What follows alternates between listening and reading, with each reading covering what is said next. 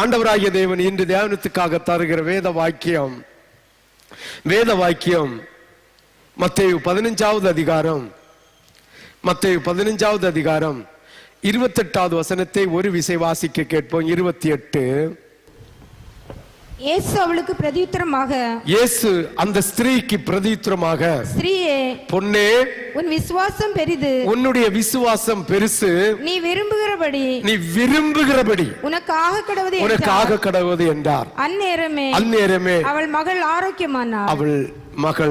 ஆரோக்கியமானார். ஆமென், ஹalleluya. அப்ப விசுவாசிக்கிற பிள்ளைகளுக்கு ஆண்டவராகிய தேவன் சொல்லுகிற வார்த்தை, நீ விரும்புகிறது உனக்கு கிடைக்கும். ஆமென். யாருக்கு இது கிடைக்கும்? விசுவாசிக்கிற பிள்ளைகளுக்கு நீ எதை விரும்புகிறியோ அது உனக்கு கிடைக்கும். ஆமென். அந்த ஸ்திரியை பார்த்து சொல்லுகிறார், ஸ்திரியே, உன் விசுவாசம் பெரிது. உனக்கு விசுவாசம் இருக்குன்னு சொல்லல, உன் விசுவாசம் பெரிது, அதனால் நீ எதை நினைத்திருக்கிறாயோ, எதை வேண்டிக் கொண்டாயோ அது உனக்கு கிடைக்கும். இன்னைக்கு நம்முடைய இருதயத்தில் என்னத்தை வேண்டி இந்த இடத்துல வந்திருக்கிறோம் என்பதை நாம் இருதயத்தில் முன்னால் கொண்டு வாருங்க. நம்ம ஞாபகத்துக்கு முன்னால் கொண்டு என்னத்தை வேண்டுதலோடு வந்திருக்கிறோம். ஆமென். அதை இன்று ஆண்டவராகிய தேவன் நமக்கு செய்ய போகிறார். ஆமென். எதை நீ வேண்டுதல் செய்கிறியோ அதை ஆண்டவராகிய தேவன் தரப்போகிறார். அதற்கு முன்னால் நாம் விசுவாசத்தில் நிலைத்திருக்கிறவர்களாய் இருந்தால், ஆமென், ஹalleluya. இன்னும் என்ன செய்ய போறார் ஆண்டவர்? நம்ம இருதயத்தில் என்ன வேண்டுதலோடு வந்தோமோ அதை தரப்போகிறார். விசுவாசிக்கிறவர்கள் ஆண்டவருக்கு ஒரு அல்லேலூயா சொல்லலாமே, உற்சாகம் ஒரு கரந்தட்டு கொடுக்கலாமே. ஆண்டவராகிய தேவன் இன்று உன்னையும் என்னையும் பார்த்து சொல்லுகிறார், நீ எதை வேண்டிக் கொள்ளுகிறாயோ அதை உனக்கு தருவேன். அந்த ஸ்திரீக்கு தாரன் சொல்ல முன்ன ஒரு வார்த்தை சொன்னார், உன் விசுவாசம் பெரிது. அப்ப ஆண்டவருடைய சமூகத்துல, ஆண்டவருடைய ஆலயத்துல, ஆண்டவருடைய வார்த்தையில, ஆண்டவருடைய மரத்தில் இருந்து வருகிற அருள் வார்த்தையில, வேதத்தில் இருக்கிற சத்திய வார்த்தைக்கு நீ கீழ்ப்படிந்தவர்களாய், அதை விசுவாசிக்கிறவர்களாய், அதை பூரண விசுவாசத்தோடு இருந்தால் எந்த விண்ணப்பம் வைக்கிறது அது உனக்கு கிடைக்கும். அதுல ஒரு கட்டுப்பாடே ஆண்டவர் வைக்கல. சிந்தித்து பாருங்கள். ஸ்திரியே, உன் விசுவாசம் பெரிது. ஸ்திரியே, உன் விசுவாசம் பெரிது. நீ எதை வேண்டிக் கொள்ளுகிறியோ அது உனக்கு ஆக கடவுது. ஆமென், ஹalleluya. சரி, இந்த ஸ்திரிக்கு இந்த வாக்குத்தத்தம் வரும். என்ன, அந்த ஸ்திரீ என்னெல்லாம் அவமானப்பட்டாள், எவ்வளவு நிந்தையை சகித்து கொண்டாள். யார் அவளை அவமானப்படுத்தினது? ஆண்டவராய் இயேசு கிறிஸ்து தான். யார் அவளை நிந்திக்க செய்தது? ஆண்டவராய் இயேசு கிறிஸ்து தான். அவளை நிந்தித்தார், அவமானப்படுத்தினார், கேவலப்படுத்தினார், நாயேன்னு கூப்பிட்டார், நாய்க்கு சமம் என்று சொன்னார். ஆனாலும் அவள் விசுவாசத்தில் பலப்பட்டிருந்தாள். வாசிக்க கேட்போம். 21வது வசனத்திலிருந்து 28வது வசனம் முடிய. பின்பு இயேசு அவளை விட்டு புறப்பட்டு ஒரு மலை பிரதேசத்தில் போய் ஆண்டவர் பிரசங்கம் பண்ணி ஆண்டவர் வார்த்தைகளை கொடுத்து விட்டு ஒரு தேசத்தில் போய் ஆண்டவருடைய வார்த்தையை கொடுத்து விட்டு ஆண்டவருடைய வசனத்தை எல்லாம் சொல்லி அநேக ஜனங்களுக்கு சுகத்தையும் விடுதலையும் சமாதானத்தையும் கொடுத்து சந்தோஷத்தோடு அவர்களை வீட்டுக்கு அனுப்பி வைக்க தீர்மானித்து எல்லாம் செய்து முடித்து விட்டு அந்த இடத்தை விட்டு கிளம்பி போகிறார். ஆமென், ஹalleluya, ஹalleluya. பின்பு இயேசு அவிடம் விட்டு புறப்பட்டு தீரு சீதோன் பட்டணங்களின் திசைகளுக்கு போனார். அந்த பட்டணத்துக்கு போகும்போது ஒரு ஸ்திரீயை காண வேண்டிய ஒரு சூழ்நிலை உண்டாகிறது. அப்பொழுது அந்த திசைகளில் குடியிருக்கிற கானானிய ஸ்திரீ, என்ன ஸ்திரீ? கானானிய ஸ்திரீ என்றால் அர்த்தம் என்ன? கானானிய ஸ்திரீ பாவம் நிறைந்த தேசமாகிய கானான் வம்சத்தில், அதாவது கானான் தேசத்தில் பிறந்த ஸ்திரீ. ஆமென். அதாவது தாசி குடும்பங்கள் நிறைந்த இடமாகிய கானானிய தேசம் என்பது அர்த்தம். தாசி குடும்பம் என்றால் விபச்சார சந்ததிகள் நிறைந்த ஒரு குடும்பத்தில் இருந்த அந்த குடும்பங்கள் இருந்த தேசம்.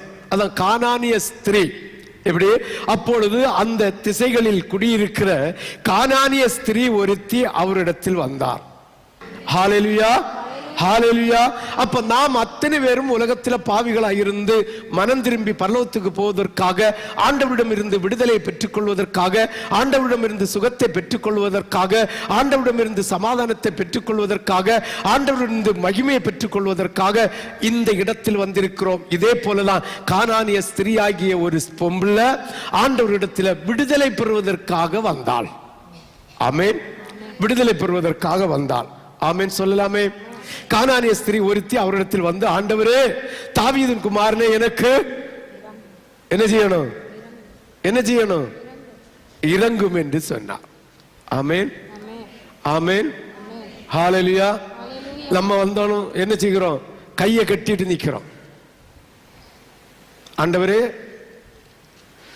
எனக்கு காது வலியா வந்திருக்கிறேன், தலைவலியா வந்திருக்கேன், எனக்கு சுகம் தரணும்னா. ஆமென், ஹல்லேலூயா. அந்த ஸ்திரீ அப்படி செய்யல. அந்த ஸ்திரீ என்ன செய்யல? அப்படி செய்யல. தன்னை தாழ்த்தி பணிந்து, ஆண்டவரே, தாவீதின் குமாரனே, எனக்கு இறங்கும் என்று சொன்னா, இந்த வார்த்தையை கேட்டதும் ஆண்டவருடைய இருதயத்தில் இரக்கம் வருகிறது. இதே போலலாம் வாசிக்க கேட்போம். மத்தேயு 9வது அதிகாரம் 24, 28, 29. மத்தேயு 9, 24, 28. அங்கேயும் இதே கூப்பிடுதலில் ஒரு குருடன் கூப்பிடுகிறான். வாசி. இயேசு அவிடம் விட்டு போகையில் இரண்டு குருடர் அவர் பின்னே சென்று தாவீதின் குமாரனே இறங்கும் என்று கூப்பிட்டார். எங்களுக்கு இறங்கும் என்று கூப்பிட்டார். அந்த கூப்பிடுதலின் மன உருக்கம். தேவனுடைய சமூகத்தில் வந்திருக்கிற நீ தன்னை தாழ்த்தி, தன் இருதயத்தை தாழ்த்தி, பணிந்து குனிந்து தேவனை நோக்கி கூப்பிடுகிறதை ஆண்டவர் விருப்பப்படுகிறார். அந்த குருடனும் தன்னை தாழ்த்தி, ஆண்டவரே, தாவீதின் குமாரனே, எனக்கு இறங்கும். அவனை அதட்டின பிறகு கூட நிக்கல, மாவன் உரத்த சத்தமா கூப்பிட்டான். அந்த 2 வசனத்தையும் வேகமா வாசித்துட்டு போவோம். இயேசு அவிடம் விட்டு போகையில் இரண்டு குருடர் அவர் பின்னே சென்று தாவீதின் குமாரனே எங்களுக்கு இறங்கும் என்று கூப்பிட்டான். அவர் வீட்டிற்கு வந்த பின்பு அவர் அசட்டை பண்ணிட்டார். கூப்பிட்டு தான் இருப்பானுவா. ஒரு வார்த்தை கூட பதில் சொல்லல. விட்டுட்டு வீட்டுக்கு வந்துட்டாரு. இருந்தாலும் அந்த கூப்பிடுதலை நிறுத்தல. அந்த குருடர்கள் கூப்பிட்ட குரலை நிறுத்தல. வாசி. அவர் வீட்டிற்கு வந்த பின்பு அந்த குருடர் அவரிடத்தில் வந்தார்கள். திரும்ப வந்தார்கள். இயேசு அவர்களை நோக்கி இதை செய்ய எனக்கு சித்தம் உண்டா, மகிமை உண்டா, எனக்கு அது வல்லமை உண்டான்னு நீ விசுவாசிக்குதியான்னு கேட்டது உண்டு என்று சொன்னார்கள். சுகம் கிடைத்தா. இந்த இடத்துல கூட தாவீதின் குமாரனே என்று கூப்பிட்ட போது பதில் பேசாம திரும்ப வந்தார்.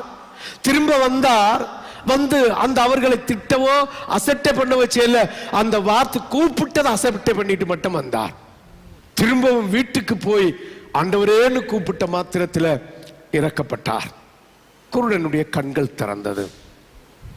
இப்படி ஆண்டவரை கூப்பிடுவதற்கு மேல கூப்பிட்டு ஆண்டவருடைய இரக்கத்தை பெறுவதற்கு நீ காத்திருக்கிறாயா என்று கர்த்தர் கேட்கிறார். இனி இந்த கானானிய ஸ்திரியை பற்றி பார்ப்போம்.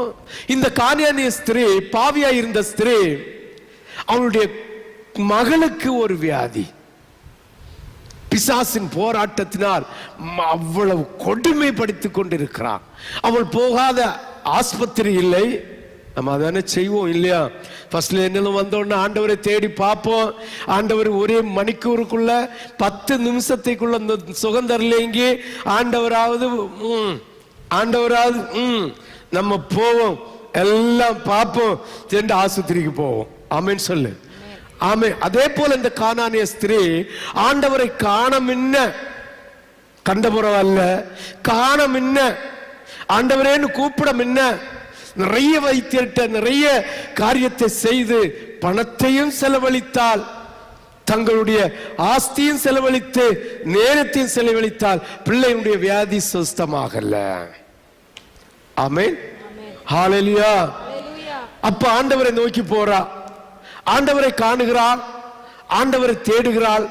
கண்ட உடனே தாவீதின் குமாரனே, ஆண்டவரே தாவீதின் குமாரனே எனக்கு இறங்கும் என்று என்ன செய்கிறா? கூப்பிடுகிறா. ஆமென், ஹalleluya, ஹalleluya. கூப்பிட்ட பிறகுதான் சொல்லுகிறார், ஆண்டவரே என் மகள் பிசாசின் கொடிய வேதனை, பிசாசினால் கொடிய வேதனைப்படுகிறாள் என்று சொல்லி திரும்பவும் கூப்பிடுகிறார். ஆமென், ஹalleluya. நம்ம ஒரு பாடு வந்துட்டா, உபத்திரம் வந்துட்டா, ஊழியக்காரண்ட வந்து சொல்லும், ஆண்டவரே இல்ல ஃபர்ஸ்ட்ல உலகத்துல பாவத்துல இந்த கானானிய ஸ்திரியை போல இருக்கும் போது வந்துட்டா ஊழியக்காரண்ட வந்து சொல்லும், ஊழியக்காரனே பாஸ்டரே இப்படி இப்படி இருக்குன்னு சொல்லுவோம். ஆண்டவரை முதல்ல தேட மாட்டோம். இங்க கானானிய ஸ்திரீ ஆண்டவருடைய சமூகத்துக்கு வந்து, ஆண்டவரே தாவீதின் குமாரனே எனக்கு இறங்கும் என்று ஆண்டவருடைய மனசு உருகும்படியான வார்த்தையை கூப்பிடுகிறா, கூப்பிட்டுட்டு சொல்றா. ஆமென். இன்னைக்கு சொல்றேன், உனக்கு ஒரு பாடு, ஒரு உபத்திரம், ஒரு கஷ்டம் என்ன, ஊழியக்காரனை காண முன்ன ஆண்டவருடைய சமூகமாகிய, அவருடைய பர்வதமாகிய, அவருடைய பலிபீடமாகிய இந்த சபையில வந்திருந்து ஆண்டவரோடு உன் இருதயத்தை ஊற்றினால் நிச்சயமா ஆண்டவர் உனக்கு விடுதலை தருவார். ஆமென். ஊழியக்காரனாவது மண்ணாங்கட்டி ஆவது. ஆமென் சொல்லு, ஹalleluya. அவர் இரண்டாவது பட்சம். அவனை யாருக்காக உருவாக்கி வைத்திருக்கிறார் என்றால், கானானா சிறியை போல இருக்கிற அதாவது தேவன் தெரிந்து கொள்ளுகிற ஜனங்கள் இந்த ஆலயத்தில் முதலே வரும்போது அவர்கள் இயேசுவை காண மாட்டார்கள். இயேசுடைய சாயலே ஊழியக்காரனை காணுவார்கள். ஊழியக்காரர்கள் பாரத்தை இறக்கி வைக்கும் போது ஊழியக்காரன் ஆண்டவரிடத்தில் பாரத்தை இறக்கி வைப்பார், ஆண்டவர் சுகத்தை கொடுப்பார். அந்த தருணத்தை நீங்கள் தாண்டி வந்திருக்கிறீர்கள். உங்களுக்கு ஒரு உபத்திரவம், உங்களுக்கு ஒரு வேதனை, உங்களுக்கு ஒரு துக்கம் என்ன, என்னைக்கும் பாஸ்டர் பாஸ்டர் பாஸ்டர் கூப்பிடப்படாது. தேவனுடைய உடன்படிக்கையை ஏற்றுக்கொண்டு தன்னைத்தானே வறுத்து தன் சிலுவையை சுமந்து கொண்டு இயேசுவுக்கு பின்னால் போக துணிந்து மூழ்கி ஞானஸ்தானத்தை எடுத்து நீதிக்கு பிழைத்து பாவத்துக்கு செத்து ஆண்டவருடைய சமூகத்தில் ஒரு சீசனாக ஒரு ஊழியக்காரன் என்கிற அந்தஸ்தில விசுவாசியாகிய நீ வரும்போது நீ ஜெபம் பண்ணி பெற்றுக்கொள்ள வேண்டும் விடுதலைய. ஆமென், ஹalleluya, ஹalleluya, ஹalleluya, ஹalleluya. இவள் வந்தால், இயேசுவை கண்டால், தாவீதின் குமாரனே என் ஆண்டவரே எனக்கு இறங்கும், என்னுடைய மகள் பிசாசினால் வியாதிப்பட்டு கொடிய வேதனைப்பட்டு அவ துக்கப்பட்டு கொண்டிருக்கிறாள் என்று கூப்பிட்டாள். திரும்பவும் கூப்பிடுகிறாள். உனக்காக அடிக்கப்பட்ட ஆட்டுக்குட்டியை போல சிலுவையில சுமந்தாரா இல்லையா? அந்த இயேசுவா கானானிய ஸ்திரீட்ட பேசுறாரு பாருங்க. அடுத்த வசனத்தை வாசுங்க. அவளுக்கு பிரதித்திரமா அவர் ஒரு வார்த்தையும் சொல்லல. போடி, அந்த ஸ்திரீக்கு பிரதியுத்தரமாக ஒரு வார்த்தையும் ஆண்டவர் சொல்லல. நம்ம எல்லா ஆண்டோடைய சமூகத்தில் வந்திருந்து, ஆண்டவரே இறங்குமையா இறங்குமையா, ஒரு 10 நிமிஷம் ஒரு 15 நிமிஷம் பாஸ்டர் பாப்போம், பாஸ்டர் இப்படிப்பட்ட கஷ்டம் இருக்கு, இப்படிப்பட்ட வியாதி இருக்கு, ஒன்னு ஜெபம் பண்ணிருங்க என்று சொல்லி வீட்டில போவோம். என்ன ரிமோட்ல விடுதலை வேணும், ரிமோட்ல வீட்டில போவோம். என்ன வீட்டில போய் சேரும். என்ன சுகம் கிடைச்சல்ல, சமாதானம் வரல, ஆண்டவராவது அவராவது எடிடி பேக்க தூக்குல பேக்க எடில பணத்தை பேங்க்ல போய் எடிடி நகைய கொண்டு அடவைடு, எடிடி வட்டி, எடில குழுவுல போல பணத்தை தால அன்னைக்கே ஓடிடுவோம் ஆஸ்பத்திரிக்கு. ஆமென், ஆமென். பண கொழுப்புள்ளவர்கள் அடக்கி வச்சு பேங்க்ல போட்டு அதுக்கு மேல பெரியவங்க பணத்தை போட்டு இந்த பணம் அடியிலாவி எடுக்க முடியாதவர்கள் போனாலும் பரவாயில்லை. ஆமென்.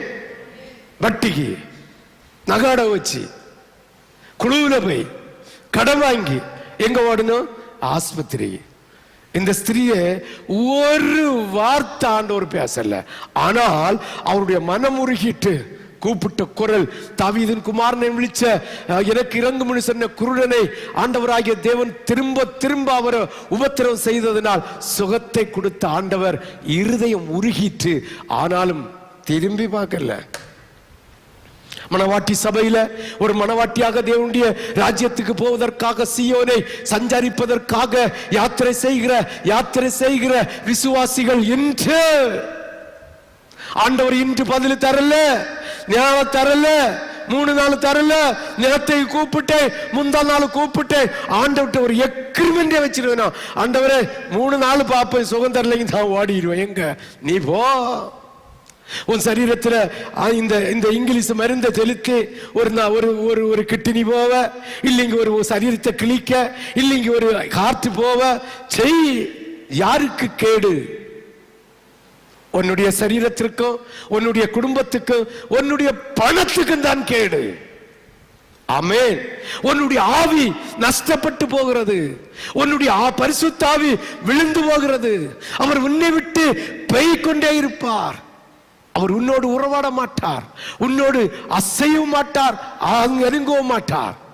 இந்த ஸ்திரீயை பார்த்து ஒரு வார்த்தை கூட சொல்லல. அவளுக்கு பிரதித்திரமாக அவர் ஒரு வார்த்தையும் சொல்லவில்லை, ஒரு வார்த்தையும் சொல்லல. ஆமென் சொல்லலாமே, ஆமென் சொல்லலாமே. அப்போது அந்த ஸ்திரீக்காக அப்போஸ்தலர்கள் பரிந்து பேசுகிறார்கள். அந்த வசனத்தை நல்ல வாசி, ஞானம் உள்ளவர்கள் புரிந்து கொள்ள வேண்டும். அந்த வசனத்தை வாசி, 23வது வசனம். அவளுக்கு பிரதியுத்தரமாக அவர் ஒரு வார்த்தையும் சொல்லவில்லை. அப்பொழுது அவருடைய சீஷர்கள் வந்து இவள் நம்மை பின்தொடர்ந்து கூப்பிடுகிறாளே, இவளை அனுப்பிவிடும் என்று அவரை வேண்டிக் கொண்டார்கள். ஆமென். ஹalleluya, ஹalleluya, ஹalleluya. நீ ஜெபம் பண்ணி சுகம் கிடைக்கிறது உண்மை. நீ ஜெபம் பண்ணிதான் உனக்கு விடுதலை கிடைக்கணும். நீ பரிசுத்தாவின் அபிஷேகத்தை பெற்று மூழ்கி ஞானஸ்தானத்தை எடுத்து உலகத்தை வெறுத்து இயேசு போதும், நித்தியம் எனக்கு வேணும் என்று தன்னை அர்ப்பணிக்கிற மனவாட்டியாய் இருக்கிற நீ ஜெபிக்க வேண்டும், துதிக்க வேண்டும். உன் ஜெபத்துக்கு தான் விடுதலை.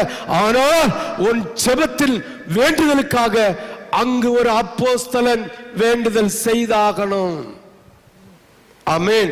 அதனால நான் ஜெபம் பண்ணி விடுதலை கிடைக்குதுன்னு இருமாப்பா இருந்து விடாமல், நீ ஜெபம் பண்ணி உனக்கு விடுதலை, ஆனாலும் உங்களுடைய ஜெபத்தை கேட்க செய்வதற்காக ஒரு அப்போஸ்தலன், ஒரு ஊழியக்காரன் உனக்கு திறப்பில் நின்றே ஆகணும். ஆமென். ஹalleluya, ஹalleluya, ஹalleluya, ஹalleluya, ஹalleluya, ஹalleluya. எதுக்காக நீ ஜெபம் பண்ணி விடுதலை வாங்க வேண்டும் என்று ஆண்டவராகிய தேவனுடைய பிரசன்னத்தில் நின்று உங்களோடு பேசுகிறேன் என்றால், ஆண்டவர் உங்களோடு இருக்கிறதை நீங்கள் அறிந்து கொள்வதற்காக மட்டும்தான். மூழ்கி ஞானஸ்தானம் எடுத்து பரிசுத்தாவின் அபிஷேகத்தை பெற்று தேவ கிருபைகளை பெற்று வரங்களை பெற்று வருகிற 1ஆம் தேதி ஆண்டவர் விசேஷத்தமான ஒரு வாக்கு தத்தத்தை தரப்போகிறார். உனக்கு பொண்ணு தருவோம் பொருளை தருவேன் இல்ல, கிருபா வரங்களை தரப்போகிறார். விசுவாசிக்கிறவர்கள் வந்து அந்த ஜெபத்தில் கலந்து கொள்ளுங்கள். அன்று பரிசுத்தாவின் அபிஷேக ஆராதனை நடக்கும். ஆமென் சொல்லு. ஹalleluya. வாக்குத்தத்தம் அப்படிப்பட்ட வாக்குத்தத்தம். ஆமென். இத கூட மாத பிறப்பின் பண்டிகையில வருகிறவர்களுக்கு இந்த கிருபாவரங்களை கொடுன்னு சொல்லி இருக்கிறார். ஆமென். ஹalleluya. வருகிறவர்கள் பாக்கியவான்கள், அதை பெற்றுக்கொள்ள வருகிறவன் சபிக்கப்பட்டவை. ஆமென் சொல்லு, ஆமென் சொல்லு. ஹalleluya. தேவனுடைய சித்தத்தின்படி செய்ய வேண்டும் என்று வாஞ்சியாயிருக்கிறவர்கள் வாருங்கள், அந்த மகிமையான மகத்துவத்தை பெற்றுக்கொள்ளலாம். ஆமென். ஹalleluya, ஹalleluya, ஹalleluya, ஹalleluya. யாரெல்லாம் விசுவாசி பாருங்க, அவருடைய சீசர்கள் வந்து இவள் தம்மை பின்தொடர்ந்து கூப்பிடுகிறாளே, கூப்பிடுகிறாள்னு சொல்லல, கூப்பிடுகிறாளே, அந்த உச்சரிப்பின் அர்த்தத்தை பாருங்க. அப்ப ஊழியக்காரனாகிய நீயும் நானும் மற்ற ஜனங்களுக்காக பிறருக்காக வேண்டுதல் செய்யும் போது ஆண்டவருடைய இருதயம் உருக வேண்டும். ஆண்டவரே, கையை கட்டிட்டு, ஆண்டவரே எனக்கு இந்த சுகம் கிடைக்கணும், என் குடும்பத்தில் இந்த காரியம் நடக்கணும், நல்ல நடக்கணும்னா நிச்சயமா ஒரு மண்ணாங்கட்டியே நடக்காது. ஹalleluya, ஹalleluya, ஹalleluya. ஒரு வார்த்தையும் பேசாம அதுக்கு மறு உத்தரவு. யாரு, எங்கன்னு வந்த, எப்படி வந்த, என்னத்துக்கு வந்த, எதுக்காக வந்தன்னு சீசல்ட்டையும் கேட்கல, அவள்கிட்டையும் கேட்கல. நம்ம பிள்ளைகிட்ட இன்னைக்கு வந்து ஆண்டவரேன்னு கூப்பிட்டு 10 நிமிஷத்துல ஒரு நாளையில அவர் பதில் தரலைங்க, ஆண்டவர்கிட்ட ஒரு எக்ரிமெண்ட் வைப்போம். இத்தனை மணிக்குள்ள இந்த நேரத்துக்குள்ள ஆண்டவரே எனக்கு மறு உத்தரவு தரல, சுகம் கிடைக்கல, நான் கொண்டு போய் என்ன செஞ்சிருவேன், இந்த இது செஞ்சிருவேன், இல்லைங்க இப்படி எல்லாம் போயிருவேன் என்று சொல்லுகிற கூட்டங்கள் இன்று கிறிஸ்தவ கூட்டமாயிருக்கிறது. ஆனா கானானிய ஸ்திரீ அப்படி செய்யல. இந்த அப்போஸ்தலர்கள் பரிந்து பேசணும்னு ஆண்டவர் வாய் துறக்கிறார். வாசி அடுத்த வசனம். அதற்கு அவர், காணாம போன ஆடுகளுக்காக மட்டும் நான் வந்தனே தவிர இந்த கானானிய ஸ்திரீக்காக நான் வரல, அதாவது பரஸ்திரீகளுக்காக நான் வரல. ஆமென். பாவம் நிறைந்த இடத்திலே உள்ள ஜனங்களுக்காக நான் வரல, காணாம போன இஸ்ரவேல் ஜனங்களுக்காக வந்தேன். பாருங்க, அதற்கு அவர், காணாமல் போன ஆடுகளாகிய இஸ்ரவேல் வீட்டார் இடத்திற்கு அனுப்பப்பட்டனே அன்று மற்றபடி அல்ல. இதுக்கு அர்த்தம் என்ன? நான் கிறிஸ்தவ தேவனுடைய பிள்ளைகளுக்காக ஊழியம் செய்ய வந்தேன். பரிசுத்த ஆவியின் பெற்று அபிஷேகத்தை பெற்று மூழ்கி ஞானஸ்தானம் எடுத்து மணவாட்டி சபையாக, மணவாட்டி சபையிலே மணவாட்டியாக வீற்றிருக்கிற தேவ பிள்ளைகளை ஒருமுறைப்படுத்துவதற்காக வந்தேனே தவிர இந்த கானானிய ஸ்திரீக்காக வரலன்னு சொல்றாரு. ஆமென் சொல். ஹalleluya, ஹalleluya. அப்ப என்ன அர்த்தம்? நீ விபச்சார ஸ்திரியே என்னை விட்டு நீங்கி போடின்னு அர்த்தம். பாவம் நிறைந்த மனுஷனே என்னை விட்டு போடு, பொல்லாப்பு நிறைந்தவர்களே என்னை விட்டு ஓடு, நான் உனக்கு உபதேசம் செய்ய வரல. என்னுடைய பிதா அவர் தெரிந்து கொண்ட இஸ்ரவேல் ஜனங்களாகிய அந்த ஜனங்கள் காணாம போயிருக்கிறார்கள், அவர்களை திரும்பவும் என் வசம் இழுத்துக் கொள்வதற்காக வந்தேன் என்று சொல்லுகிறார். அவ்வளவு அசட்டை செய்கிறார். இன்னைக்கு உங்களை பார்த்து சொன்னா பாவமானவன் போடா. இயேசு எப்படிப்பட்டவர் சொல்லுங்களா? மனதுருகிறவர். யாருக்காக பாவத்தை சுமந்தா? யாருக்காக சுமந்தா? நமக்காக சுமந்தார், ஜனங்களுக்காக சுமந்தார். மனதுருகின, ரத்தம் சிந்தின, எல்லாம் உண்மைதான். ஆமென் சொல்லு, ஆமென் சொல்லு. இந்த ஸ்திரீ தாவீதின் குமாரனேன்னு கூப்பிட்டதும் அவள் ஆண்டவருடைய உள்ளம் உணர்வடைந்து விட்டது. ஐயோ, இந்த ஸ்திரீக்கு ஏதாவது செய்யணும். ஆனாலும் விசுவாசத்தை பலப்படுத்திட்டு கொடுப்பதற்காக காத்திருக்கிறார். ஆமென். அப்ப நீ பாவமான ஸ்திரீ போடி என்று சொல்லி விரட்டுறார். அவள் திரும்ப வந்து, ஆண்டவரே எனக்கு உதவி செய்யும் என்று அவரை பணிந்து கொண்டாள். ஃபர்ஸ்ட்ல அசட்டை செய்கிறார். ஒரு பதில் பேசாம, ஒன்னும் சொல்லாம இருக்கிறார். இரண்டாவது, இவர் மறைமுகமா சொல்லுகிறார், நீ ஒரு விபச்சார ஸ்திரீ என்கிட்ட வராதன்னு சொல்றார். அத பாவமான மனுஷன் என்கிட்ட வராதன்னு சொல்றார். மூணாவது பாருங்க, வாசிங்க அந்த வசனத்தை 24. அதற்கு அவர், காணாமற் போன ஆடுகள் இல்ல, அந்த 25 திரும்பவும் அவள் வந்து ஆண்டவரே எனக்கு உதவி செய்ய திரும்பவும் பணிந்து கொள்ளுகிறார். 26 வாசி. அவர் அவளை நோக்கி, அப்பதான் ஆண்டவர் அவளை நோக்கி பிள்ளைகளின் அப்பத்தை எடுத்து, பாருங்க, பரிசுத்தாவின் அபிஷேகத்தை பெற்று மூழ்கி ஞானஸ்தானத்தை பெற்று தன்னைத்தானே வெறுத்து தன் சிலுவை சுமந்து கொண்டு இயேசுவுக்கு பின்னால் போக துணிந்த பிள்ளைகளுக்கு கொடுக்க வேண்டிய அப்பத்தை நாய்களுக்கு நான் கொடேன். மன இரக்கம் உள்ளவர், தயாளன், இரத்தம் சிந்தினவர், மகிமை நிறைந்தவர், அவர் வீடு தேடி வந்து சுகம் தருகிறவர். இதெல்லாம் உண்மைதான். அந்த ஸ்திரிய 4வது என்னன்னு கூப்பிடுகிறார்? நாயேன்னு கூப்பிடுகிறார். ஆமென் சொல்லலாமே, ஆமென் சொல்லலாமே. ஹalleluya. பிள்ளைகளுக்கு கொடுக்க வேண்டிய அப்பத்தை நாய்களாகிய உங்களுக்கு தரமாட்டேன் என்று அந்த ஸ்திரியை பார்த்து ஆண்டவர் சொல்லுகிறார். நம்ம இங்க என்ன செய்வோம்? நாயேன்னு சொல்லியாச்சு, இனி இவனுக்கு சபையும் வேண்டாம், ஒண்ணும் வேண்டாம், ஒண்ணும் வேண்டாம விபச்சார சபையில் இன்று விடுபடுங்கள். மணவாட்டி சபையிலே சேர்ந்து கொள்ளுங்கள். விபச்சார சபைக்கும் மணவாட்டி சபைக்கும் சம்பந்தம் இல்ல. தேவனுக்கும் பேய்க்கும் சம்பந்தம் இல்ல. உலக மனுஷனுக்கும் தேவனுடைய பிள்ளைகளுக்கும் சம்பந்தம் இல்ல. உலக சபைக்கும் தேவனுடைய சபைக்கும் சம்பந்தம் இல்ல. கிறிஸ்துவுக்கும் அண்டி கிறிஸ்துவுக்கும் சம்பந்தம் இல்ல. இருளுக்கும் வெளிச்சத்துக்கும் சம்பந்தம் இல்ல. நீதிக்கும் அநியாயத்துக்கும் சம்பந்தம் இல்ல. வேறு பிரிங்கன்னு கேட்டாலே வண்டி ஓடுது. ஆமென்.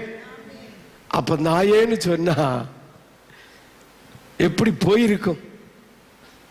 ஆண்டவர் சொல்றார், என்னை மறைமுகமா உங்களை சொல்றார், பிள்ளைகளுக்கு கொடுக்கிற அப்பத்தை நாய்க்குட்டிகளுக்கு கொடுக்கப்படாதுன்னு சொல்றார். நீங்க பிள்ளைகளா இல்ல நாய்க்குட்டிகளா சிந்தித்து பாருங்கள். ஃபர்ஸ்ட்ல ஒரு வார்த்தையும் சொல்லாம நிராகரிச்சு விட்டுட்டார், அதை அசட்டை பண்ணாரு. ரெண்டாவது அவர் சொல்லுகிறார், நான் ஒன்ன சுகப்படுத்த வரல, போடி போடி, நான் இஸ்ரவேல் ஜனங்களுக்கு விசுவாசிக்க வந்த ஜனங்களுக்காக வந்திருக்கிறேன்னு சொல்றாரு. மூணாவது, பாவமான ஸ்திரீக்கு சுகம் கொடுக்க வரல, பாவி அது விபச்சாரி என்று புறந்தள்ளுகிறார். நாலாவது, நாயேன்னு கூப்பிடுகிறார். ஆமென். யாருக்கெல்லாம் புரிஞ்சு? இப்படி கடினமான உபதேசத்தை, கடினமான வார்த்தைய உங்களுக்கு தந்தா நீங்க அந்த சபையில நிலைச்சு நிப்பியலா நிக்க மாட்டியலா? கோவிச்சிட்டு இந்த ஸ்திரீ போனா அவ ஜென்ம காலம் வரைக்கும், அந்த பிள்ளை சாகிறது வரைக்கும் அந்த பிசாசின் போராட்டம் அவளை விட்டு மாறாது. ஆமென், ஆமென். சொல்றாரு, நான் பிள்ளைகளுக்கு கொடுக்கிய அப்பத்தை நாய்க்குட்டிகளுக்கு போட மாட்டேன். அதுக்கு அவ பதில் என்ன சொன்னா தெரியுமா? சரிதான் ஆண்டவரே, நீர் சொல்லியதெல்லாம் சரிதான், நீர் சொல்லியதெல்லாம் சரிதான், ஒரு தவறுமே அவர்கிட்ட கண்டுபிடிக்கல. நம்மள இங்க என்ன செய்வோம்? ஓ அவர் நல்லவரோ, ஊழியக்காரன் மூலமாக பேசினா போதும், ஏன் அவர் சரியோ, அவர் நல்லவரோ, அவர் இதெல்லாம் செய்யலையோ, எங்களை மட்டும் குத்தி காட்டியாரு என்று இருமாப்படைந்து பரலோகத்துக்கு போகிற வாசலை நீங்களே அடைத்து விடுவீர்கள். ஆனா அவ அடைக்கல, அவ அடைத்துக் கொள்ளல. அதுக்கு பதில் சொல்லுகிறா, ஆண்டவரே நீர் சொல்லுகிறதெல்லாம் சரிதான், நான் அதுக்கு மாற்று கருத்தே சொல்லல. ஆனாலும் பிள்ளைகளுக்கு நீர் மேஜைக்கு மீதி இருந்து வச்சு அப்பத்தை கொடுக்கும் போது அதிலிருந்து விழுகிற எச்சியாவது என் பிள்ளைக்கு கொடும். அவளுடைய விசுவாசம் பெருசா சிறுசா? அவளுடைய விசுவாசம் பெருசா சிறுசா? 4 விதத்தில் அவளை திட்டி, அசிங்கப்படுத்தி, அவளை உபத்திரவம் பண்ணி, அவளை வியாதனைப்படுத்த வச்ச பிறகு அவ போக மாட்டேன். நீர் பிள்ளைகளுக்கு கொடுக்கும்போ எச்சி கீழே விழும், அதாவது என் பிள்ளைய பிறக்க சொல்லும். ஆமென், ஹல்லேலூயா, ஹல்லேலூயா. அவர் அவளை நோக்கி, பிள்ளைகளின் அப்பத்தை எடுத்து நாய்க்குட்டிகளுக்கு போடுகிறது நல்லதல்ல என்றார். அதற்கு அவன், மெய்தான் ஆண்டவரே, உண்மைதான், ஒரு மாற்றம் இல்லை. ஆயிலும் நாய்க்குட்டிகள் தங்கள் எஜமான்களின் மேஜையில் இருந்து விழும் துணிக்கைகளை தின்னுமே என்றால். எஸ், அவளுக்கு பிரதித்திரமாக, ஸ்திரீயே, பெண்ணே, உன் விசுவாசம் பெருசு. இப்பதான் சொல்றாரு, நீ என்ன வேண்டிக் கொள்ளியோ அது உனக்காக கடவுது. ஆமென், ஆமென், ஹல்லேலூயா. இப்படி நீ விரும்பினதை பெற்றுக்கொள்ள வேண்டுமானால் எந்த விதத்திலும் ஆண்டவர் உன்னை எச்சரித்தாலும் தன்னை தாழ்த்தி ஆண்டவருடைய சமூகத்தில் உட்கார்ந்து, ஆண்டவர் தருமறைக்கும், விடுதலை தருமறைக்கும், சுகம் தருமறைக்கும், ஆண்டவருடைய பாதத்தை பற்றி பிடிக்கும் வரைக்கும். ஆமென், ஹல்லேலூயா, ஹல்லேலூயா. ஆண்டவருடைய சமூகத்தை விடாப்பிடியா பிடிக்கணும்.